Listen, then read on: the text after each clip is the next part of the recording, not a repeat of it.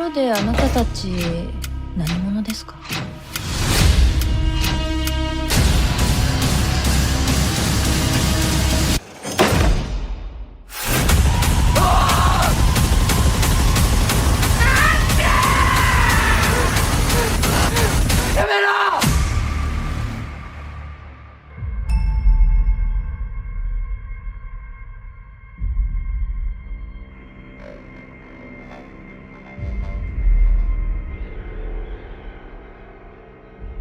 Hi, welcome to the 90s and Beyond, a film podcast that looks at movies that came out in the 1990s as well as more recent films that came out after the 1990s that were sequels to or prequels to or spin-offs from or somehow are related in some form or fashion to those films of the 1990s. My name is Vince Leo. I am a film reviewer for many, many years, since the 1990s actually. You can find all of my written work at quipster.net, QWIPSTER.net. I do encourage you, if you happen to be on that site, to take a look at the other podcast that I do that is similar to this one, except it covers films of the 1980s. And there are films that come out before the 1980s that I also look at that build up to those films. It's called Around the World in 80s Movies. Check out that link at quipster.net. Today I'm going to be getting into this fourth and final look at Cube films. Cube started as a film in the 1990s. It did have a prequel and a sequel and also a remake. And the remake is what I'm going to be talking about today. It actually is a very recent film. It came out officially, it lists as 2021 on IMDb. Most people did not see it in the United States or other parts of the world until about 2023. It is a Japanese remake of the original Canadian film. It's not rated, but it does have strong violence, kids in peril, and stuff like that. But the runtime is 1 hour and 48 minutes. The cast includes Masaki Okada, Takumi Saito, Kotaro Yoshida, Masaki Suda, Hikaru Toshiro, and Watanabe, and Tokyo Emoto. The director is Yasuhiko Shimizu, with the screenplay credited to Koji Tokuo. Now, if you listen to my podcast covering the original 1997 thriller called Cube, you would know that that original, done by Vincenzo Natali on a very low budget, it wasn't really popular in North America upon its theatrical release. Even in its native Canada, it didn't do particularly well. It was basically released on video, where it took on a life of its own to some people in the United States after a very, very limited run. It did eventually garner minor cult status among science fiction aficionados in North America. They saw it on home video, those rentals, and also it showed quite a few times on the Sci-Fi Channel when it finally hit there as well, and became popular for sci-fi heads. Nevertheless, in many other parts of the world where it was still slowly rolling out, Cube was, in some countries, very, very popular. It became a phenomenon in various countries in Europe and Asia specifically. Due to its simple nature and it's not really explaining everything behind what's going on, a lot of viewers from different cultures could superimpose their own meaning, and that gave it an appeal to very many people all around the world who see it in a different prism but still could put their own meaning toward it. There were follow-up efforts, as I mentioned earlier, 2002's Cube 2 Hypercube, 2004's Cube Zero. Those did not fare as well as the original Cube. It became obvious to Lionsgate, who was really controlling the rights, at least the North American rights and some of the world distribution rights, that if there was going to be any kind of continuation to Cube, it would probably have to go in an entirely different direction, likely with a reboot altogether. Now, original creator Vincenzo Natali, he did not want any part of those sequels, those prequels, as I mentioned during the reviews for those particular films. Subsequent attempts to reboot Cube in the United States, he didn't want any part of either because he claims that the studio seemed insistent on trying to do a straight rehash of his original, and it was not going to have anything new to say. Stalling out at any turn, efforts at another Cube film were put on the back burner at Lionsgate many times over many years. Finally, in 2011, Lionsgate did dust it off for a push, a sincere push, following the diminishing returns for its Saw franchise. They thought that Cube could pick up where Saw left off. They thought it would be worth trying to reboot the Cube idea into a feature. The most recent Saw movie at that time was Saw 3D. They thought, well, maybe they could take that 3D concept and apply it to Cube and kick off a new series called Cube 3D. However, just as soon as it was announced publicly, all trace of that production seemed to drop out. There was a seeming lack of enthusiasm from the public that made them not want to necessarily make the investment. Still, about a few years later, it did resurface yet again. Lionsgate rekindled the reboot plans, this time with an effort from producers Roy Lee, the executive producer of The Ring and The Grudge. John Spates also was co-producing. Spates, known primarily as the co-writer of movies like Prometheus and sometime later Doctor Strange for Marvel. Vincenzo Natali was, again, asked to come back to direct. He was not interested, though. And so they had to do a search for another director. And they proceeded eventually with Iranian-American filmmaker and music video director Salman Kesh. And he was set to direct from an original story pitch that he had in mind. And the title for that project was tentatively called Cubed. Lionsgate was impressed with Kesh's sci-fi short film Controller, and they felt that he was kind of uniquely positioned to do well in bringing some of the themes surrounding artificial intelligence and humanity and this emergence of an all-digital race that he had in mind for Cubed. Kesh wanted Cubed to take place in the same world as the original Cube, but with all new characters. Phil Gawthorne was assigned scripting duties off of Kesh's original story idea. Vertigo Entertainment production head Adam Stone was slotted to oversee that project. However, about a month after this announcement, it went dormant yet again. At least until 2018, when Lionsgate decided to start from scratch and try to go entirely in a new direction that completely would be a reimagining of the original, not set in the same universe, but just a complete rehaul.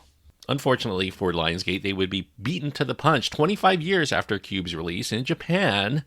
That was one of those places that the original Cube performed best when it was released back in the late 1990s. They pushed forward with Cube's first official remake, beginning in 2019. The company Shochiku agreed to produce as well as distribute the film for Japan, and the makers of the film promised an all-new original story, but with higher production values and a few new twists to lay upon that original Natali concept. Unlike the Cube sequels, this time Natali signed on as an active collaborator for the first time on any Cube project since his first film. Natali was already familiar with the producers. Personally, he liked them. He considered them friends, and so he wanted to help them out. He felt that a Japanese filmmaking team on top of this were going to bring a fresh and special cultural approach that any American team would lack. Natali for many years had observed that Japanese audiences had taken readily to the first Cube because their culture already emphasizes the kind of simplicity and compactness in design that is inherent to the Cube concept. Graham Manson, he was one of the co-writers of the original Cube, he also further surmised that it had a particular appeal for Japanese audiences because they related to its overwhelming sense of claustrophobia. Living in box homes or work boxes or capsule hotels, Japanese culture is kind of built with this emphasis on small space living. And Natali liked the filmmakers' understanding here of what the appeal of the original Cube was all about, but also he enjoyed the way that they were finding an original backstory and themes to lay over that original premise. Natali gave these Japanese filmmakers a lot of advice. The most important, he felt, was that audiences, what they liked most about his version of Cube was that they felt like they were themselves in the Cube along with all of the other characters. And audiences further enjoyed observing these characters and seeing their developing relationships with each other and how their collaboration or even their conflict would affect how they proceeded throughout the Cube. Audiences were not necessarily clamoring for knowing all of the mechanics involved in the Cube structure or in the politics of why it exists, but they did enjoy the characters and they enjoyed the concept. Natali felt that the Japanese filmmakers here, they were readily agreeing with him in this concept, and they promised that they were going to build up their characters by showing how their Cube experiences were going to trigger them into soul searching about their pasts, and that would give that premise a little bit more character depth. Shochiku initially sought an American director to take over, beyond Natali, who was American-born but Canadian primarily. But finding an American director just didn't seem to work out, so Natali encouraged them. They should really go with a Japanese director instead. And that was mostly because Natali wanted their version of Cube to be culturally distinct. An American was likely going to do just what Lionsgate did, which was regurgitate the original film, but a Japanese-born and raised director was not going to make the same movie as Natali's, even if they deliberately tried. Natali felt that his Cube was uniquely his voice as a Gen Xer experiencing angst in the 1990s. Natali knew that the Japanese enjoyed moral ambiguity in their horror in ways that Americans don't, and the Japanese were willing to take these horror stories into places where Hollywood just wouldn't dare to go. So Natali agreed to become part of the director search process, and he lobbied hard for them to go with Yasuhiko Shimizu, whose prior film, called Vice, Natali admired for how strange and poetic it was in a very wonderful way. Shimizu was familiar with Natali's Cube. He had not seen it at the time of its release, which was when he was about 16 years old, but it did make the rounds in Japan, and it had become something of a cultural phenomenon in that country. Shimizu was living out in the country where there weren't any movie theaters, and he personally didn't have any interest in movies at that time anyway, but he still had heard of Cube. He felt that this was a movie that transcended movies and eventually saw it sometime later and enjoyed it very much. As the new Japanese project began taking shape, Natali took a more passive approach because he didn't want to impose his vision over their own. He especially wanted to see how Shimizu would take these core ideas into an entirely new direction. Now, what was new is that they were going to introduce a clash of generations in the themes of this new Cube, specifically in how the older generation tends to mistreat the younger in Japanese society, and that creates societal dysfunction. Shimizu cast the film to represent many different generations and various eras that hold unique societal outlooks. In Japan, the burden lies traditionally on the young to take care of an aging population, and that has caused some consternation and conflicts among more recent decades between the young and the old in Japanese society. Natali loved all of this. He liked the way that Shimizu knew that the human drama was what propelled a Cube story, and that he was going to emphasize an emotional core. You know, that key to a Cube film, Natali felt, was not to over-explain and to continue to maintain the idea that there are infinite possibilities. This new Cube is going to continue the tradition of Cube traps. Some of the Cube rooms within this Cube maze were going to have traps that would be very shocking whenever they're triggered. Now, Natali didn't like the way that the traps were used in the Cube sequels by Lionsgate because they seemed a little too magical instead of keeping it very limited and grounded, and he emphasized that the Japanese should kind of keep it within the realm of possibilities. Shimizu wanted the premise of Cube to resemble the original, but also wanted it to feel much more inclusive and to draw in wider audiences than the first one did. So he felt that if he upped the emotional element of the characters and downplay the mathematics involved in their trying to find whether a room is safe or whether it's dangerous to enter, that his movie was not going to be bogged down with a lot of things that many people would find little connection to. Shimizu consulted with Natali pretty much at every turning point. They developed an excellent camaraderie through the filmmaking process. And for inspiration, Shimizu also further turned to classics of Japanese literature like Kobo Abe's The Woman in the Dunes, as well as The Boxman, which both explore themes regarding the claustrophobic nature of Japanese society, especially when combined with a sociological critique on top of it. Shimizu approached the direction of the film as if he were making it for a small theater in terms of how to utilize lighting as well as other elements to stage the drama. He felt it would be very similar in that way to a modern version of a Japanese one-act play. He wanted audiences viewing the film to feel like they're the seventh character inside this cube along with the others. And he wanted this film to appeal to all ages because he wanted as many people interested in seeing this story as possible. Shimizu saw within his cube a theme that humans change whenever their environment changes. Detached from any known reality, humans become increasingly detached from what normally centers them, and these new facets begin to emerge in their personalities when they're not subjected to societal scrutiny. Now, to make sure that the cube environment was going to work, they built first a miniature model of the cube room, and then they vigorously ran tests to the design to make sure that it was going to work when they made the actual structure. Unlike the first film, which was shot entirely within one room, this time they wanted to use two rooms side by side and a half room above it, along with a movable wall, and this would allow them to do things that they really couldn't with the first Cube film, such as shoot from any angle that they wanted to, and they further made it a little bit more spacious. Each cube was about a foot longer per side than the cubes from the original film.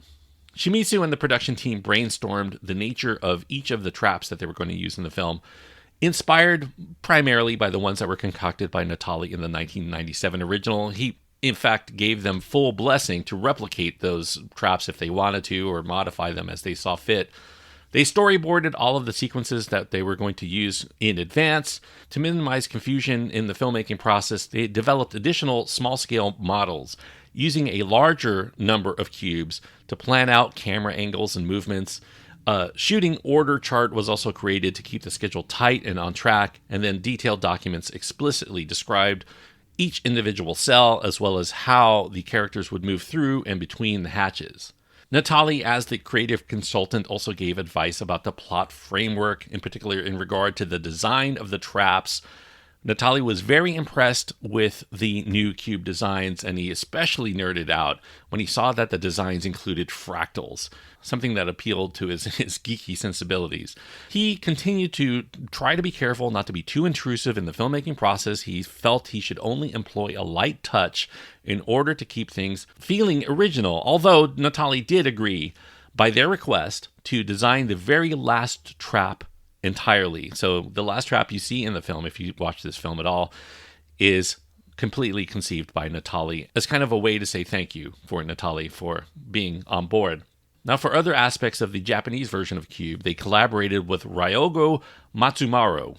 Matsumaru is a master of constructing puzzles, especially known for Nazotoki puzzle games. He's the founder and president of the Riddler Corporation that constructs all of these puzzles. Matsumaru was incredibly happy to work on this remake. He happened to be a major fan of the original Cube. It kind of stoked his mind for puzzles. Matsumaru toured the filming site. He helped concoct some of the more elaborate puzzles found within. As with Cube, three-digit numbers do adorn the entrance to each cube door. Eventually, the inhabitants have to decipher these numbers, and those offer clues as to which rooms have traps based on prime numbers and this Cartesian equation that denotes where the cube is within the structure. LED lighting this time was going to be used to light the interiors instead of external through, gel panels. This LED lighting could emulate, the lighting within the cube, but also it could be controlled externally, like those fancy lighting rigs that you would find at live concerts. The same concept. The colors of the lights could be changed with a simple setting on a computer. The person primarily in charge of the lighting was Tatsuyu Nakajima, who also works on New Year's Eve TV special music competitions like NHK Kohaku Utagassen. It was Nakajima's first job working on a feature film. Natali praised this lighting, especially in how the cubes react to the emotions of the characters within the room at the time. That would further had a revelation that there's some sort of experiment here at play, kind of a case study of sorts of these characters. Natali also praised them for keeping things interesting by changing the colors of each cube to give the appearance of movement, and that was something that Cube 2 failed to do by making every room white. He felt that that was the wrong way to go, even though that was his original concept for his original cube. Whenever they had a birthday celebration on the set, they used the cube lighting to set rainbow colors and make it kind of a festive party atmosphere. The actors, as well as the crew, they enjoyed, as much as they could, a luxurious waiting room when they didn't need to be inside the cube to do any kind of performance acting, or whether in front of or behind the camera. They wanted to emphasize a positive and fun atmosphere when they weren't acting. Shimizu felt that having a fun set was going to make the work part of their jobs better. These actors and a lot of this crew needed relief from the grind of shooting in this small room every day. So they had kind of a circle of entertainment. They had fun in the dressing rooms. They had fun in the waiting rooms. They bided their time doing things like training their brains with things like Rubik's Cubes. As far as the characters in this film, they're completely different from the first film. And on top of that, there's an original story here, even though it copies a lot of the same general setting as the first cube. Tokyo Emoto, he's the character we see first. Just like Natali's original, there's one character who becomes the first victim of the traps, that kind of sets the stage for all of the traps henceforth. The trap here was dubbed the dice stake by the crew because the character finds a cube-like chunk at the center of his torso punched out. Masaki Okada plays the part-time worker known as Shinjo Ochi. And during off-time, Okada, he was a former teacher. He helped young Toshiro, who plays Uno Chiyo, with his junior high school homework. And Watanabe, the only female member of the cast, she happens to be the daughter of international actor Ken Watanabe. She plays organizational employee Kai Asako, and to stay in shape, Watanabe brought fitness games that she could play in her off time, and she shared those games with fellow actors so that they could have collaborative fun as well as continue their workouts. Takumi Saito plays mechanic Hiroshi Ide.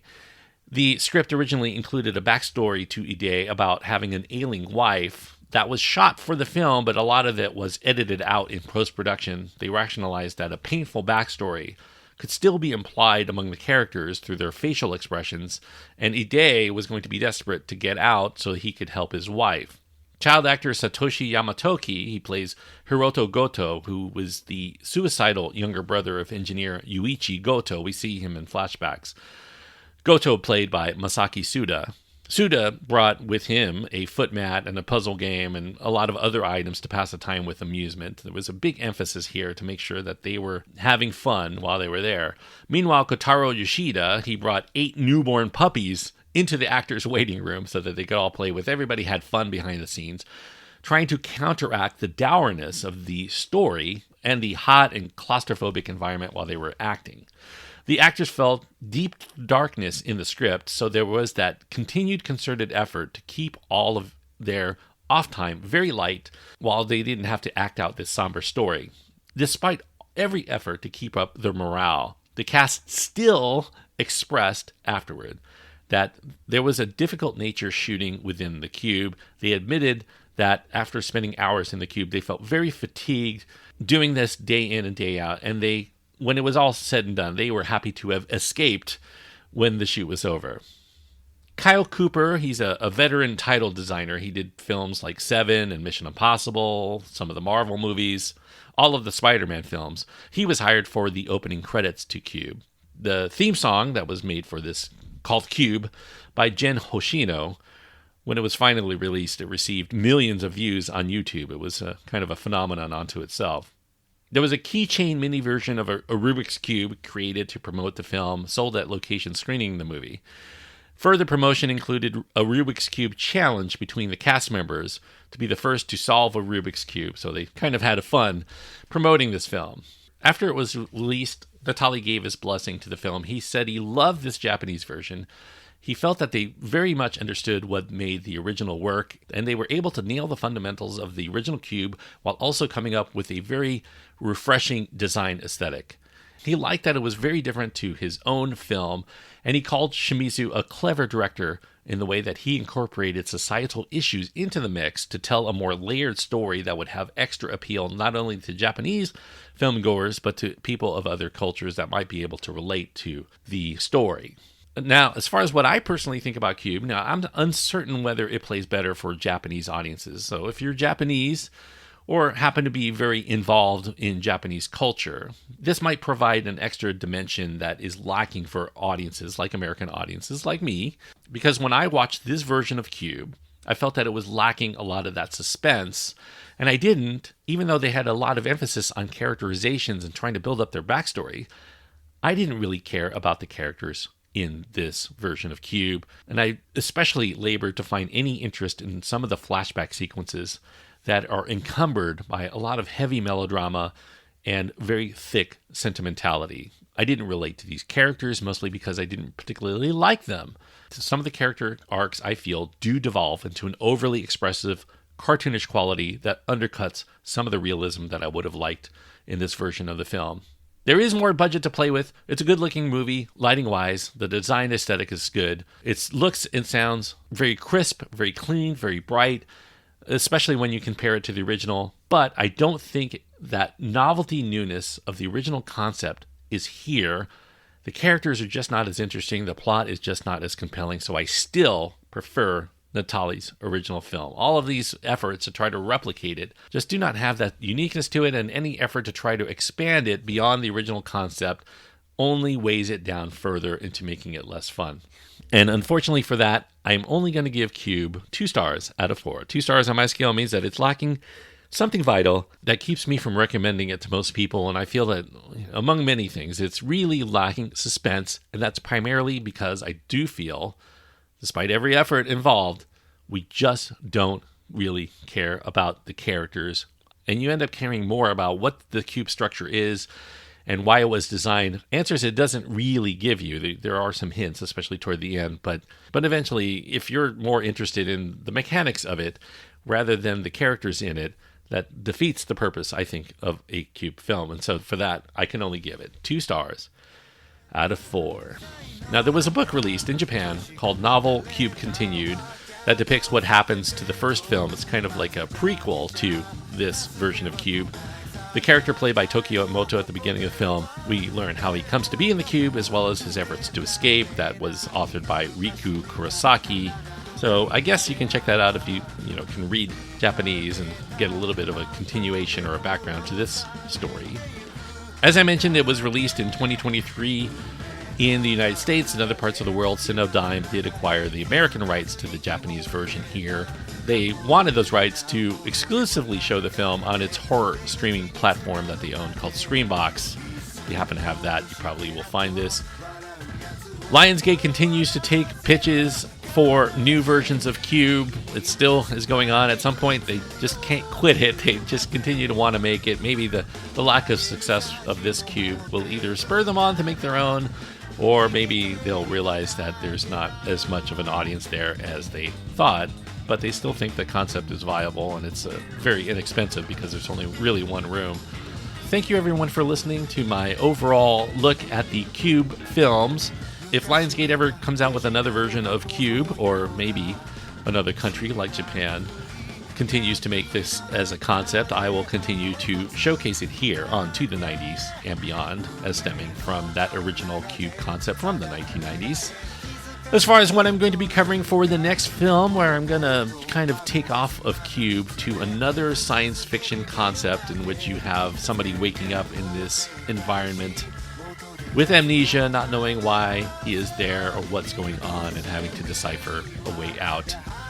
From 1998, a year after the original Cube was originally filmed, a movie by Alex Proyas called Dark City, which is a cult film unto its own, but with higher production values than any of these Cube films, starring Rufus Sewell, William Hurt, Kiefer Sutherland, Jennifer Connelly, and many others. So check out 1998's Dark City if you haven't checked it out before, or if you haven't seen it in a while, and you'll be properly prepared for that retrospective look on the next episode. Until then, if you want to get in contact with me and talk to me about the Cube films or any of the films of the 1990s that you do want me to get to at some point in the near future, you can find my contact information at my website, quipster.net, QWIPSTER.net, links to my Twitter feed, Facebook page, Instagram. I should call it X instead of Twitter, I know, but I do recommend emailing me if you want to get in touch with me. You can find the email address for me at my website, quipster.net. Until next time that you hear from me, thank you everyone for listening and joining me as we continue to journey to the 90s and beyond.